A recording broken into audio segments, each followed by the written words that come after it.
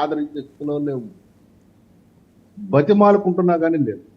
వాళ్ళు అంతర్జాతీయ మీడియా ముందుకెళ్ళి వాళ్ళ బాధ వెళ్ళగట్టుకోవడం తప్ప అతను ఎవరు ఫారిన్ అతను అతని పేరు ఏదో ఉంది, గడ్డంతో ఉంటాడు, అతను ఏదో బేగరాలు పలుకుతున్నాడు తప్పితే వాస్తవానికి పాకిస్తాన్ చచ్చిన పాములాగా ఉంది. మీరు అన్నట్లుగా ఇవాళ ఫ్రైడే కాబట్టి ముస్లిమ్స్కి ప్రపంచవ్యాప్తంగా ఉన్న ముస్లిమ్స్ ఫ్రైడే అనేది ఒక పవిత్ర దినంగా వాళ్ళు ప్రేయర్స్ చేస్తారు కాబట్టి ఆఫ్టర్ మధ్యాహ్నం నుంచి స్ట్రైక్స్ ఉంటాయంటే ఒకటైతే చెప్పగలను, భారతదేశము గతంలో ఉన్న భారతదేశం కాదు, స్పష్టంగా చెప్పంటే కాంగ్రెస్ పార్టీ ఉన్నప్పుడు ఉన్న భారతదేశం కాదు ఇది.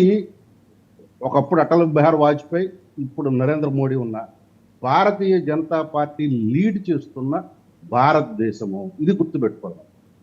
అటల్ బిహారీ ఆ రోజు పివి నరసింహారావు అణుబాంబు పరీక్ష చేయడానికి భయపడ్డాడు, అమెరికాకు భయపడి, కానీ అటల్ బిహారీ వాజ్పేయి చేశారు.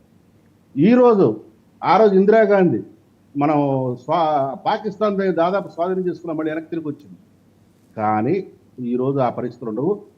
బహుశా నరేంద్ర మోడీ గారి operation Sindoor target disintegration of Pakistan. Already అండి, ఎగ్జాక్ట్ గా మీ పర్ఫెక్ట్ అనాలిసిస్. డిజింటిగ్రేషన్ ఇది 1971లోనే అరబిందో ఆశ్రమ సహా వ్యవస్థాపకురాలు, ఆవిడని మనం మదర్ అని పిలుస్తాం. She has visualised. మరొక 50 ఏళ్లలో ఆవిడ చెప్పింది, అంటే మా భవిష్యత్ దర్శనం చేసుకుంది, డిజింటిగ్రేషన్ మొదలవుతుంది. ఆల్రెడీ దాని ప్రాసెస్ ఇప్పుడే మొదలైంది. అవన్నీ కూడా ఏంటంటే సమాఖ్యగా ఏర్పడి చివరికి భారత్ మద్దతు కోసం సాగిల పడతాయని చెప్పారు ఆవిడ.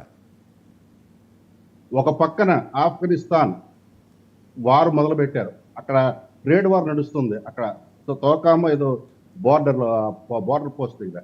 తర్వాత ఇటు బెలూచిస్తాన్లో వాళ్ళ ఆర్మీ క్వెట్టాని కైవసం చేసుకుంది, మిగతా ప్రాంతాలు కూడా కైవసం చేసుకోవాలంటూ వాళ్ళ అంజాద్ ఆయూబ్ బిర్జా బలూచిస్తాన్ ఆ యొక్క పోరాటానికి నాయకత్వం వహిస్తున్నాడు, లండన్లో ఉంది. అతను కూడా పిలిపించాడు మిగతా నగరాలను కూడా మీరు ఆక్యుపై చేసుకోండి అంటూ.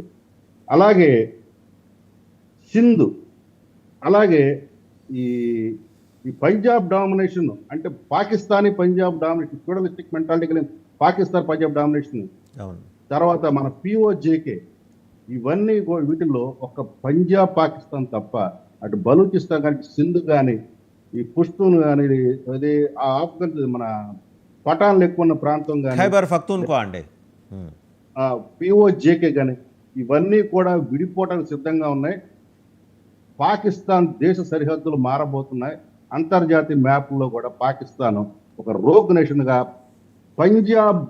పాకిస్తానీ పంజాబ్ మాత్రమే కన్ఫైన్ అయి ఉండబోతుంది. ఇది నరేంద్ర మోడీ గారి లక్ష్యంగా నేను భావిస్తున్నాను. రైట్ శాంతి ప్రసాద్ గారు, నేను మళ్ళీ మీ దగ్గరకు వస్తాను, మళ్ళీ ముగిస్తాను. 2 నేషన్స్ థియరీ అనేది చచ్చిపోయింది. ఎప్పుడు చచ్చిపోయింది? బంగ్లాదేశ్ని ఎప్పుడైతే మనం విడగొట్టామో 2 నేషన్ థియరీ దేని మీద ఫార్మ్ అయింది? మొత్తం ఫార్మ్ అయింది. కానీ ఎప్పుడైతే బంగ్లాదేశ్ అంటే ఈస్ట్ పాకిస్తాన్ వెస్ట్ పాకిస్తాన్ విడిపోయిందో 2 నేషన్ థియరీ చచ్చిపోయింది. రైట్, ఒకసారి మనం పురుషోత్తం రెడ్డి గారి దగ్గరికి వెళ్దాం. రాజకీయ విశ్లేషకులు దుర్గాప్రసాద్ గారు, మరి కాసేపట్లో నేను మీ దగ్గర కూడా వస్తాను. పురుషోత్తం రెడ్డి గారు, 2 అంశాలండి. లాల్ బహదూర్ శాస్త్రి గారి వారి మర్యాద, వారి మంచితనం వల్ల ఆ రోజు పోన్లే అని చెప్పేసి లాహోర్ వదిలేసుకున్నాం. సిమ్లా ఒప్పందంలో 13,500 కిలోమీటర్ల భారత